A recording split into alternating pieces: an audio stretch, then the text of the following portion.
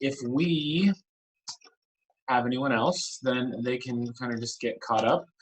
I have one more day of a little bit of a geography break before we go back into U.S. history. So we've been kind of going through U.S. history from the beginning in terms of colonization and the 13 colonies to the American Revolution, all the way up through the Civil War and the industrialization period and progressive era. And so right now we're about turn of the century, 1900s, so 100-ish years ago. Last Thursday, we did a little day and spent it talking about world geography, and just kind of some basic stuff. We went over oceans, continents, and kind of main physical features, and then did some practice questions. Today, I want to focus on the United States and North America geographically, and just spend a day talking about some real basic geography on North America and with the U.S. And then tomorrow, I'll get back into kind of the second chunk of U.S. history from 1900-ish up to present day, and that'll be kind of the next chunk of social studies that we get into. So this is kind of a one-off day. If you were in class with me on Thursday, and again, just a reminder, make sure we sign in the chat so we can get credit for attendance. If you were in class on Thursday, I went to this website called Cetera, and it's basically just a big maps and geography quiz website, so you can kind of quiz yourself and practice your geography. There are lots of different map, touch the corresponding capital, country, all that kind of stuff. And again, last week we did world history. So if you feel like you're terrible with geography, you don't need to be a geography expert on the test, but having some basic world geography and then just some basic U.S. geography is all you really need. So today we're going to go through a couple more of these, and I know it's kind of weird doing like a quiz or a game where I'm essentially just kind of running us through it. So feel free to kind of play along, listen in, and then if you want to do some of these on your own, I encourage you to go check them out and try them on your own just to see. So a few that we're going to run through today, and they vary from very easy to on the more difficult side.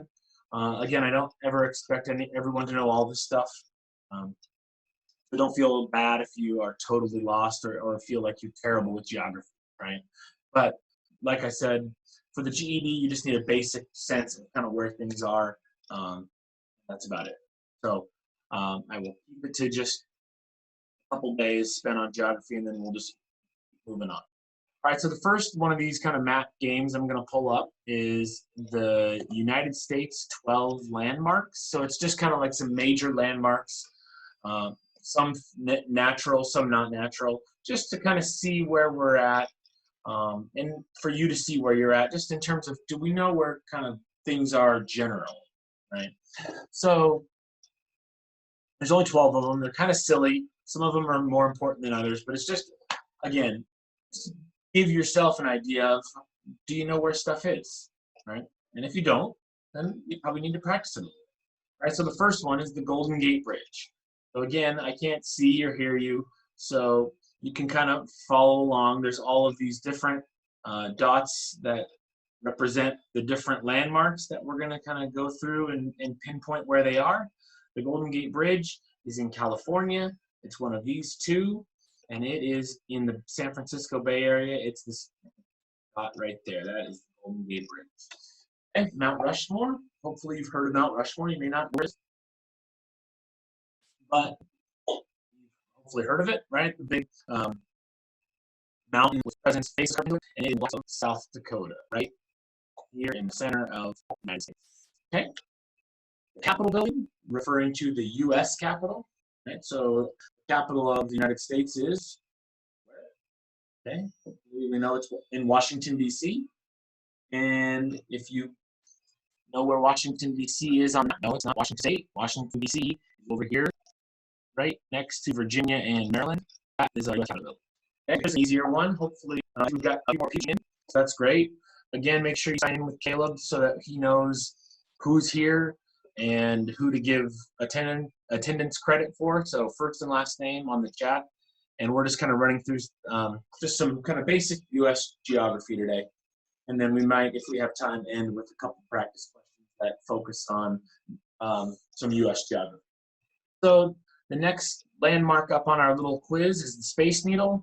Hopefully we know that the Space Needle is in Seattle, which is in Washington State, right there. Okay, Alamo.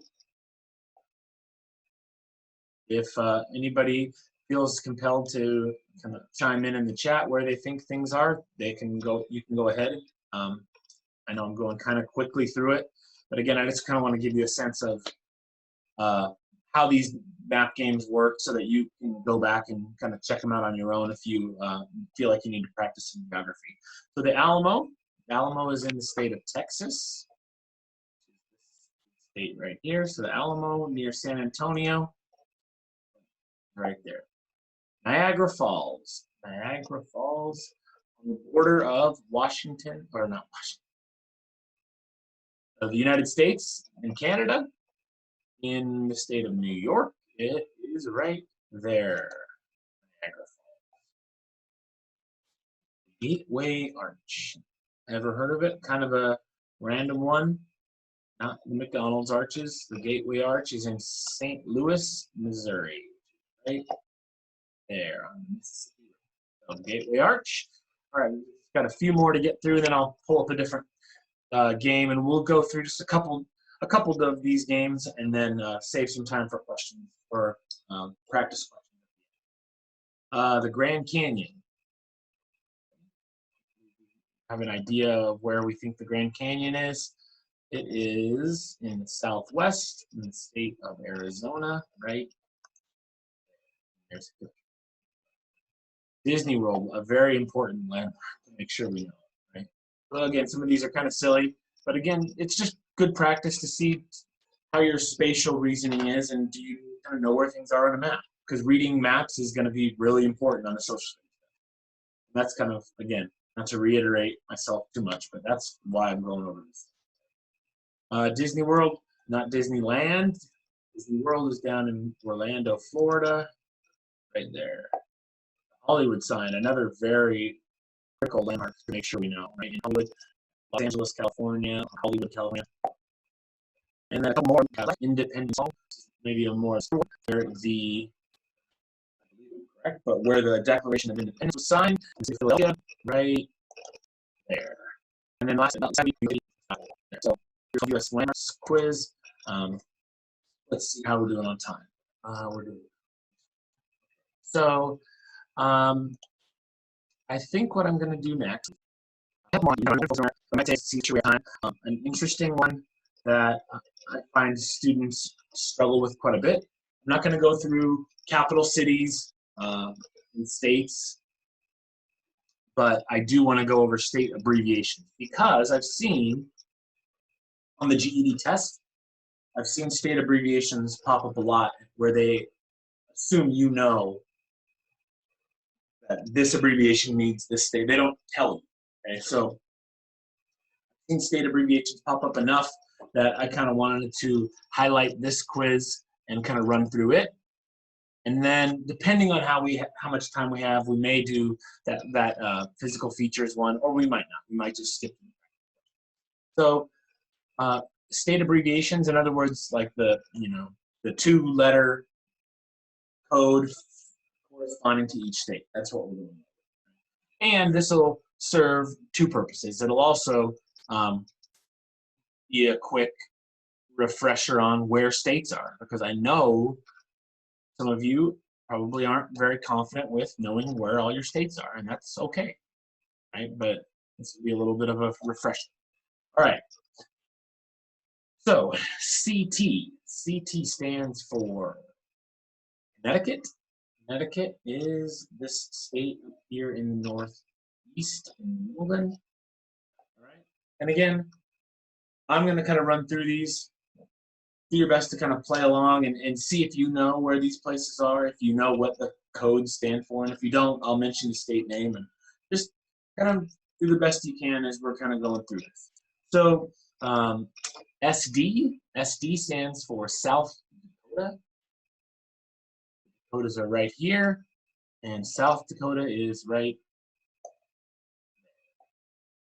Okay, I gotta make sure I'm up on all these. ND. I got thrown off for a minute. We just had South Dakota. ND stands for North Dakota, and North Dakota is right there. All right. Okay. TX. That one is fairly obvious. TX stands for Texas. Texas is this big guy down here. NJ. Know what NJ stands for? NJ is New Jersey. New Jersey is somewhere over here. It is this state, right? Okay. IN. All right. This will be the test. Make sure I don't mess up anything here. IN stands for Indiana. Indiana is, find Indiana on the map. Indiana is this state right there. KS. What do we think KS stands for? KS stands for Kansas. Kansas is in the Midwest, right? Smack in the middle. There's Canada. CA, easy one. California. California is here. NV. NV stands for Nevada. Nevada is right next to California. Okay. All right. Everyone should get this one correct, hopefully. WA, Washington. Washington State on the map is right there. Okay. Missed that one, you definitely need to work on our geography. Luckily, you're by yourself and no one will know if you missed it. All right, AL. AL stands for what? Alabama. And Alabama is down in the south. Alabama is this state right there. All right, moving on through these. MD. Anyone know MD stands for Maryland, and Maryland is this right there. Okay. ID. ID is our neighbors to the east, Idaho, and Idaho is right. RI. Any guesses on this one? RI stands for Rhode Island, and Rhode Island is this little tiny guy, right? Our smallest state. All right. NY. NY stands for New York. New York State. Right. Stands for Ohio is right next to Indiana. Okay. WY stands for Wyoming. Wyoming is this box right next to Idaho. FL stands for Florida. Florida is right there. LA. LA is for Louisiana. Louisiana is there. Okay. Staying in the south, MS. Any guesses as to what MS stands for? It stands for Mississippi. Mississippi is right next to Louisiana. Okay. ME. ME. So the M, I get a little more confusing. ME stands for Maine, I believe. And Maine is this one way up here. There's Maine. KY stands for Kentucky. Kentucky is somewhere in this region here. It is this one right there. Okay. IA. And this is one of the stranger ones. Iowa. Iowa. Again in the Midwest. This is Iowa is this state right. V stands for Vermont. Vermont is only northeast. Northeast of the United States. It is, remember Vermont because it's the one that looks like a V, right? It's of the two. It's not the upside down V. It's a regular old V. On that one, AK stands for Alaska. Most of us can find Alaska on the map. WV for West Virginia. Virginia is that one right there. 4 is our neighbor's right there.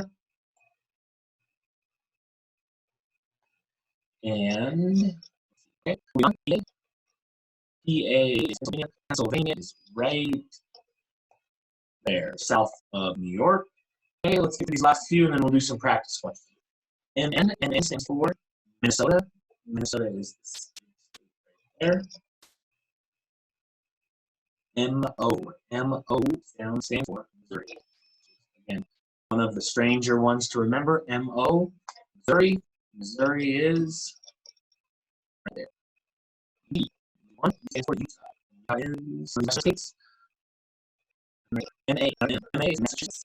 Just one right there. Okay, stands for Oklahoma. Oklahoma is right, Texas. Okay, what's the last two? AR, Arkansas. Arkansas is MI, Michigan, and Michigan is one of these two. It is this one. That's Michigan. GA stands for Georgia. Georgia only south is this one right here. And M, Mexico State, is this one right next to Texas.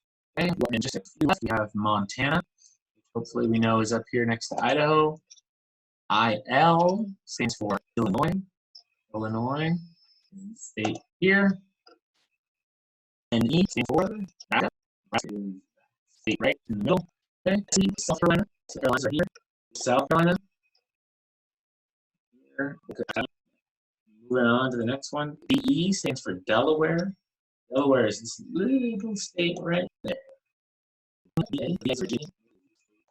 There. NH. NH is New Hampshire. One right there. Okay, for Colorado. Which one of these is Colorado? Box number 2. I forgot to put down here. Right now, Hawaii. Hawaii is A5. TN, Tennessee. Tennessee is right there. AZ, Arizona is our southwest state here. WI, Wisconsin.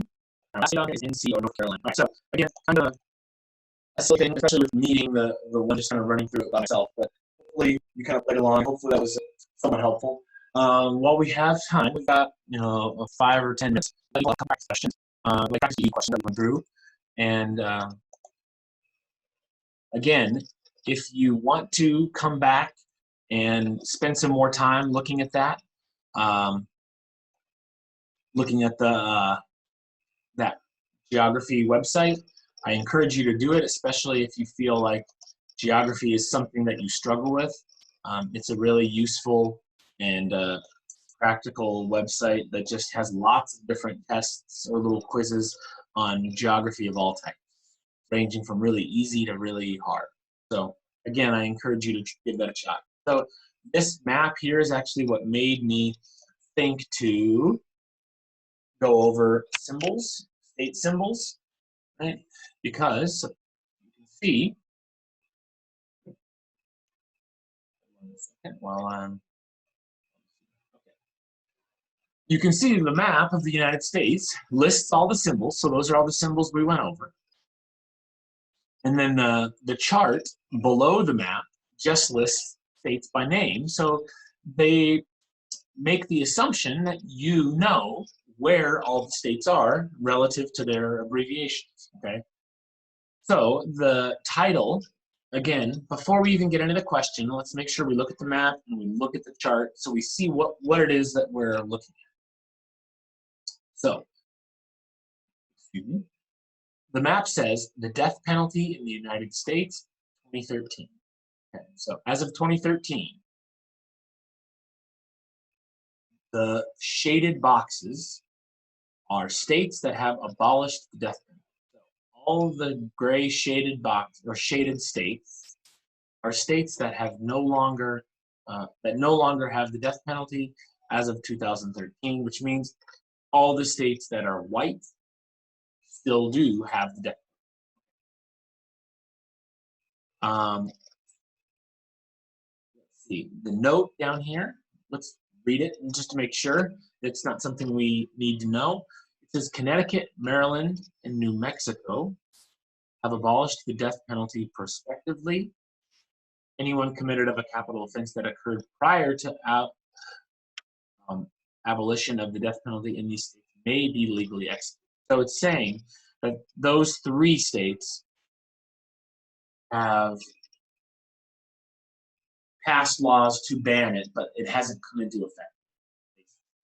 Okay, so now let's look at the table. So the table says homicide rate per 100,000 as of 2010. So, in other words, a high number here means that there are more homicides per 100,000 people than a low number. Okay, that's all that means. Or murders, if we're talking about homicide. Okay, so let's look at these 2 questions. The first one's easier and more straightforward. The next one requires a little more thinking. The first one, number 13, just says, how many states have the death penalty? So, don't be tricked here. Remember, this is just an exercise in reading the map. States that have the death penalty are white or gray. They're the white ones, remember? So this question is asking us to find the number of states that have the death penalty. So I wouldn't recommend anyone going through and counting all the white states.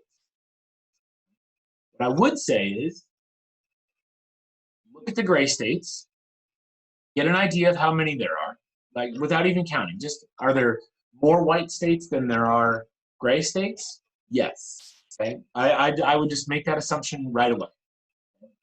Then I'd look at my answer choices.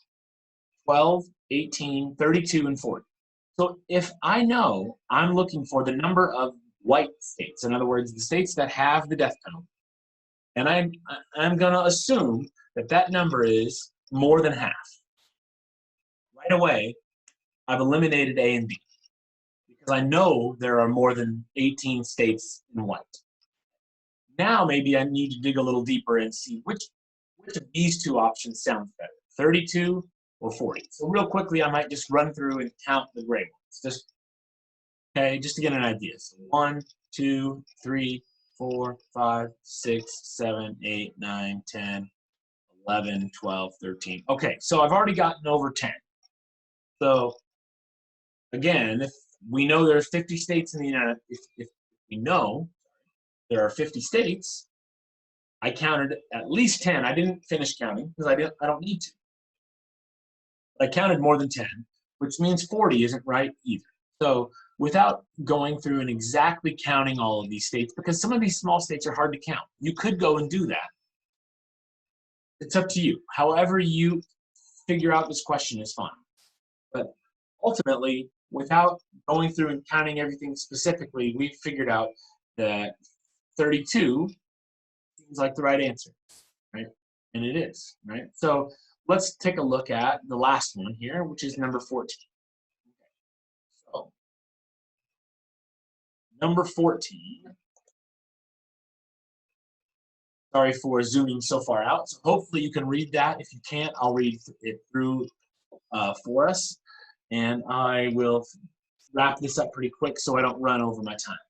Okay, so 14 says people who favor capital punishment. Capital punishment means the death penalty. So people who favor the death penalty usually argue that it prevents serious crimes like homicide. Okay? So people that are in favor of the death penalty say that it's good to keep it because it keeps people from committing serious crimes like murder. That's what this is saying. Based on the map and the chart, so based on these 2 pieces of information, what is a logical flaw in that argument? Okay, so a flaw means what? A flaw is something wrong. So basically, we're looking to see, according to the information, what is the flaw in that argument? Why doesn't that seem to be true? Okay, so let's read our options real quick, and then we'll answer it here and get you out of here. A says a life sentence without parole costs taxpayers more than executing an inmate. Okay. There's nothing on this map or the chart about money. We don't know the cost of anything. So A, we throw out. Because for the without going into too much detail, okay, remember we are only concerned with things that we can prove based on the information they give us. A, talks about money and costing taxpayers more. There's nothing on there about taxpayers, about money, so get rid of it. A is wrong. B, some executed inmates turn out to have been innocent based on newly discovered evidence. Again, we don't know anything about, there's not enough information to prove that B is the right answer. So A and B, throw them out. We know it's going to be C or D. So C says, 2 of the 5 states with the highest per capita homicide rates have abolished the death penalty. Okay, so let's look and see if that's true.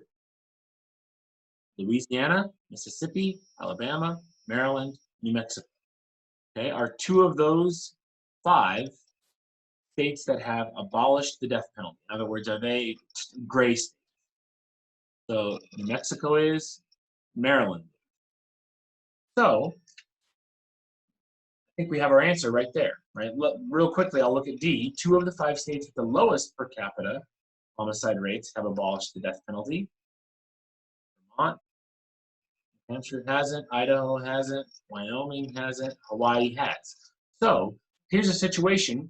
D is true, C is also true. In other words, they're true, accurate statements. But again, which one proves this statement to be false, right? D is from the standpoint of maybe somebody that thinks that capital punishment does prevent serious crime, right? So C is the only one that directly answers our question, which was find which of these is a logical flaw to the argument that capital punishment usually prevents serious crime. And it would be 2 of the 5 states with the highest per capita homicide rate have abolished the death penalty. Whew, all right, had to squeeze that in. Sorry, I went over just a couple minutes. But again, that was just a little bit of a break from going through U.S. history. I just wanted to take a pause and do a little bit of geography. But again, we don't need to spend a lot of time on geography. So if you feel like you need more help with geography, go to that website, go to Cetera.com, play all those map games. There's lots of quizzes on there, lots of different maps, and it'll help with your geography immensely. So if you want to do that, great. If you feel confident with your geography, then the stuff we've went over the last couple of days is all you really need to be comfortable with when it comes to the GED. So tomorrow I'll be back to my normal stuff, going over U.S. history and running through my PowerPoints. So again, hopefully that was helpful. I will see everyone tomorrow, and if anyone is interested in reading class, Martin will be doing his reading class here in a few minutes at 12:15, and I will be back with science at 1:15. So I encourage you to attend reading if you need to, and attend science later on if you need to as well. All right, thanks everybody. Have a good one.